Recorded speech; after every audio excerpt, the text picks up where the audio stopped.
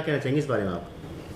हमारे राष्ट्रीय लोक जनशक्ति पार्टी के राष्ट्रीय अध्यक्ष और भारत सरकार में फूड प्रोसेसिंग मंत्री माननीय श्री पशुपति पारस जी को परसों एक बड़ा ऐसी धमकी मिली दिल दहलाने वाली। उसमें कहा गया कि अगर आप हाजीपुर से चुनाव लड़ेंगे तो उसका परिणाम बुरा होगा, और यहाँ तक कह डाला कि अगर यहाँ पर आप आए तो आपको जान से भी मार दिया जाएगा। तो इस तरीके जो केंद्र में भारत सरकार में मंत्री हैं पशुपति पारस जी, और मैं कहता हूँ कि जितने भी कैबिनेट के मंत्री हैं उनमें सबसे शरीफ और सबसे अच्छे मंत्री हमारे पशुपति पारस जी हैं। और ऐसे आदमी को जो कि हाजीपुर से चुनाव जीतते हैं, और हाजीपुर उनकी कर्म भूमि है, और उन्होंने ऐलान किया है और वायदा किया है कि मैं हाजीपुर से चुनाव लड़ूंगा चाहे मुझे कुछ भी करना पड़े। तो इसलिए जो है हम ये चाहते हैं कि किसी भी प्रकार का हमारे साथ, हमारे मंत्री जी के साथ में हादसा ना हो, कोई परेशानी ना हो। हम माननीय श्री केंद्रीय गृह मंत्री हमारे अमित शाह जी से और नरेंद्र मोदी जी से हम आग्रह करेंगे कि ऐसे लोगों की जांच हो, सीबीआई जांच हो, और ऐसे लोगों को कैडी कैडी सज़ा दी जाए जिससे कि आगे कोई ऐसा काम, ऐसी घिनौनी हरकत ना कर सके।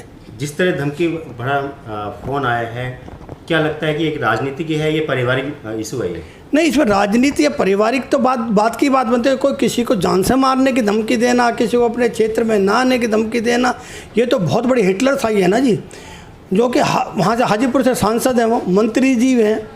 तो अब ऐसे अगर आम आदमी को होती तो देखा जाए केंद्र में मंत्री होने के बावजूद ऐसे मंत्री या ऐसे ईमानदार जो मंत्रियों को धमकी दी जाएगी, तो ऐसा जो है हम दिल्ली क्या हिंदुस्तान के जो राष्ट्रीय लोक जनशक्ति पार्टी के लोग हैं वो माफ़ नहीं करेंगे। चाहे उनको देश के अंदर हम धरना प्रदर्शन करेंगे और आग्रह करेंगे और मांग करेंगे कि हमारे मंत्री जी को बिल्कुल कैडी से कैडी सुरक्षा दी जाए। बात की जाए कि जिम्मेदारी की, क्या लगता है कि प्रदेश सरकार की, जो वहाँ की प्रदेश सरकार है, क्या उसकी कोई जिम्मेदारी बनती है? नहीं, प्रदेश की पूरी जिम्मेदारी बनती है, बिहार सरकार की पूरी जिम्मेदारी, और केंद्र सरकार की सबसे बड़ी जिम्मेदारी केंद्र की बनती है, क्योंकि केंद्र में मंत्री हैं। देखिए, ये पहली बार धमकी नहीं मिली है, ये तीसरी बार धमकी मिली है।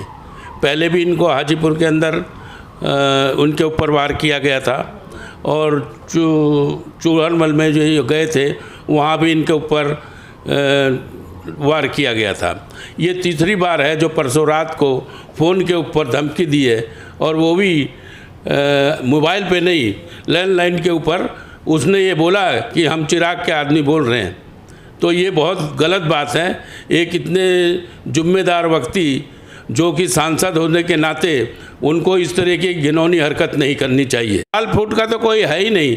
हमारा जो है, हमारे साथ 5 MP हैं, और पार्लियामेंट के अंदर उन्हें रिकॉग्निशन मिली हुई है।